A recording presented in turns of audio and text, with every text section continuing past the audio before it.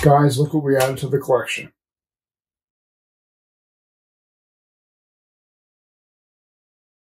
So welcome back to the channel. As you can see, I'm showing you something a little different than what I normally do or have done in a long time. We picked up a new receiver for the collection. This is the Sansui G-7000. I've been looking for a Sansui for a long time. Long time. And finally managed to find one in the condition and around the same model that I was particularly looking for. Now, this wasn't the receiver that I was particularly looking for, but I'm really happy to have it, and I'll let you know why. I'll show you what I was using prior to this one. Oh, it's going to be a lot of getting up and down, I think.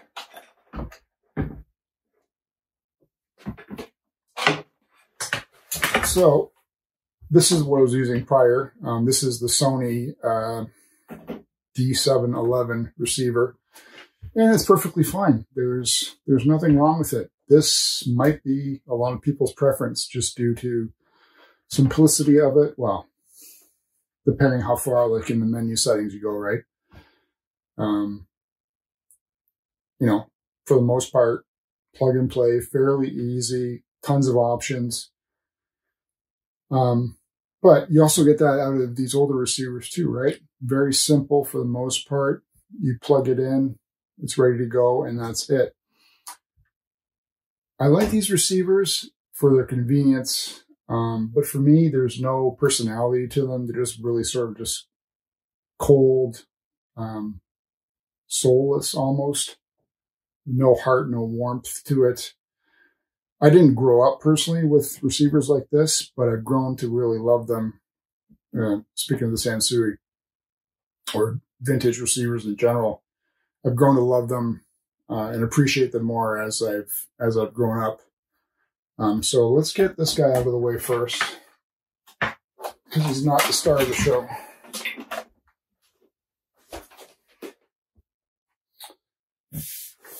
All right. Now, I'm going to preface everything by saying I'm not an audio expert in any way, shape, or form. I just know what I like, and I just share what I like with you guys. So I was looking for a Sansui for a long time. Haven't been able to find the one that I've wanted, just due to prices and all that stuff, or condition. You know, these are 1979 receivers. So along with anything that old, you're bound to find issues, or, you know, aside from wear and tear, just care that people have placed in it. You know, nobody ever thought that these would be meant to be used, you know, 40 years later kind of thing. So I was looking for a Sansui. I wanted one with the big knobs in the front, and there's other models and versions. I've come across plenty where, like, say, the tuner knob was beside the channel selections. And I didn't like that because it was like attached to plastic as opposed to down here with all the chrome, which I much prefer that look and style. Rather heavy. We're going to go on a journey with this, guys. This episode is just going to be an introduction. We'll plug it in. We'll show you what it looks like. I'll hook a speaker up to it because I haven't hooked my speakers up to this yet. So we'll see how that goes. And we're going to go on a journey. There's going to be multiple parts. Maybe we'll take it up, open it up, see what the insides are like. Maybe we have to get it sent off and be cleaned out. I know a lot of people tend to get all the capacitors replaced. They tend to get the tuner selector because it's on a band, just recalibrated. Just little things like that. But for today, we're just going to look at it, go over the front of it, and plug it in and test it out. So the G-7000, this thing, they say the specs is, I think it's like 38 pounds. I don't know. This doesn't feel like 38. I think it's way heavier. I'll have to verify that for the next one.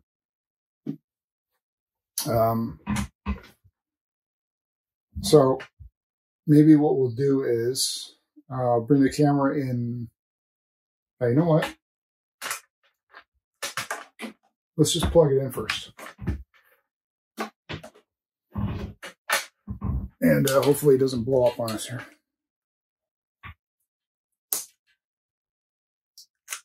All right, plugged in. Here's the on switch. That's another thing I was looking for in particular. There's a variety of on switches. Some of them are just the knob that you would just switch to the on position, which I personally would have preferred. This is probably the next best one where it's just a toggle switch from off to on. There's push button ones. I would have preferred like the selector, like the knob, but like I said, let's see what happens. Actually, you know what we'll do? Let's kill the lights, and then we'll see how this bad boy looks.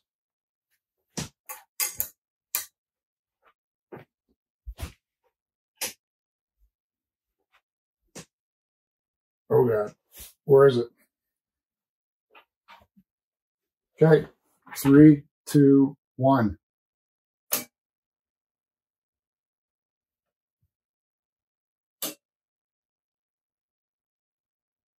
All right, it's on.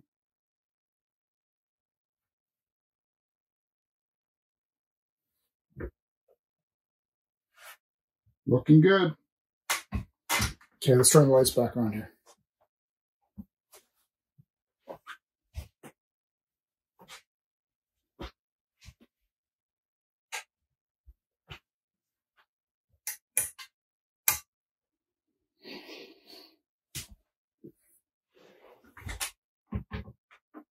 Okay, it's got a little bit of a hum to it.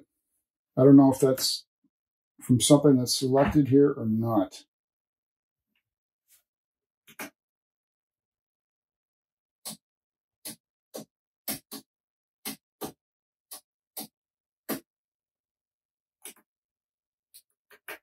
Okay, so you can see it's beautifully lit up. It's got left and right power, tuning, signal strength. Maybe let's bring the camera in here.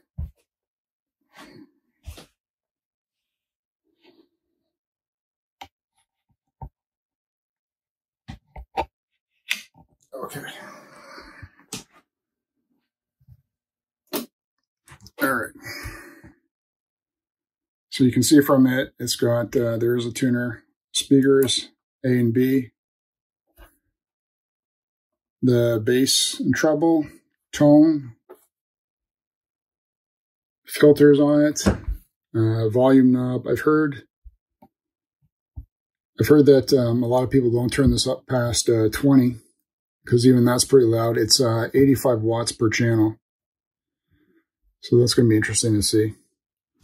Audio muting, the loudness. I'm a loudness guy, so I like it on. There's the balance knob. Tuning knob. Spins fairly well. It's pretty loose.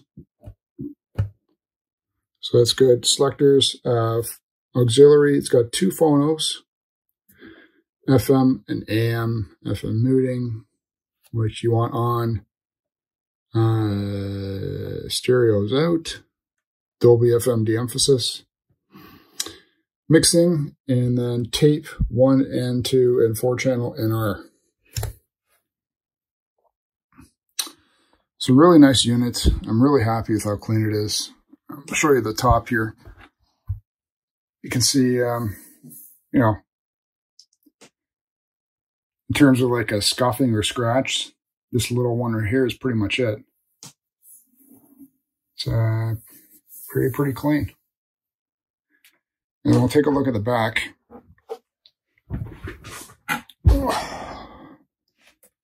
Get some lights here.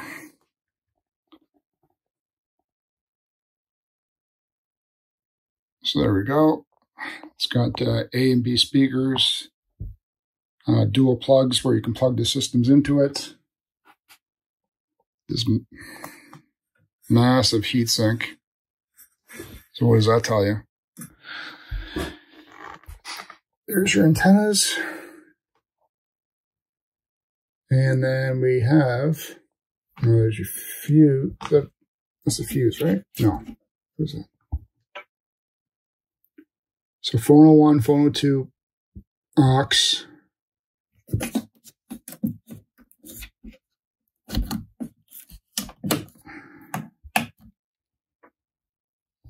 And then we got tape, then another tape, 4-channel adapter.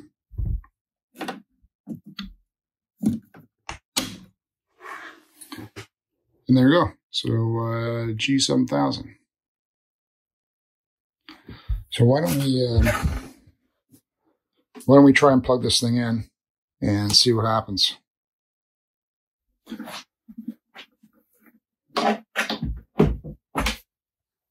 Also managed to grab, this was actually a little while ago, just haven't had a reason to use it, a Sansui Cassette Deck player. Really clean, the D-95M. So I love the old look of this. Again, this is not tested out, so God knows if it works. But we're gonna plug it in anyway. And let's check it out. So speakers, where are they?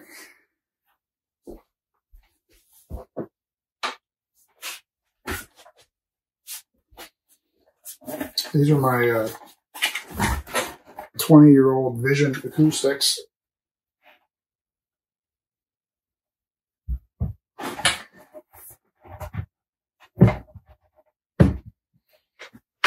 So let's plug these guys in.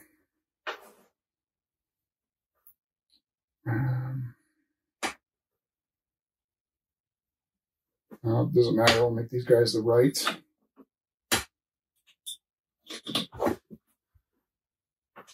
And the one in the background behind me here, we're going to make that the left one.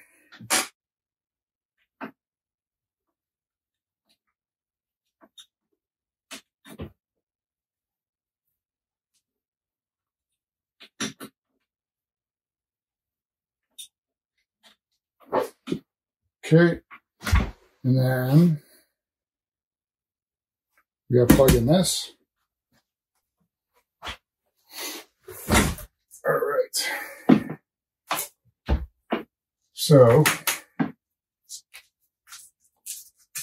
like I said, God knows it works.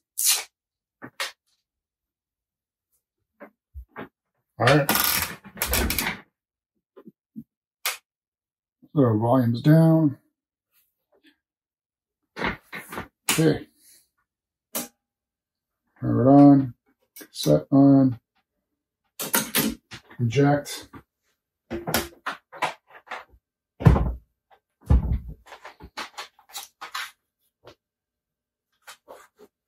Set in. And play. And we'll give it a sec here. And hopefully I've got it set up right.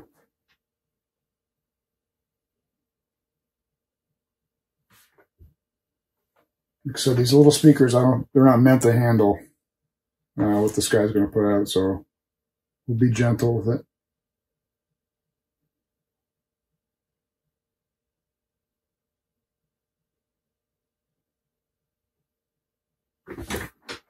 Okay, wrong source.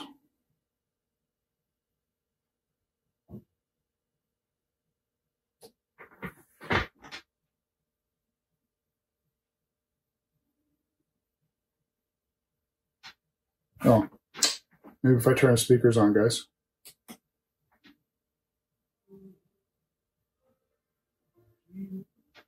All right.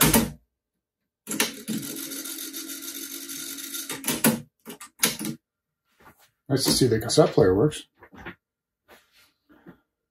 We're going to turn this up a C here.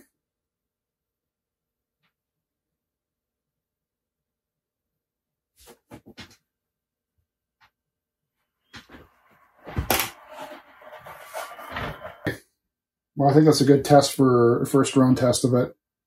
I don't know. I may still be bringing this in to get it all cleaned out on the inside, and maybe even get all the capacitors replaced.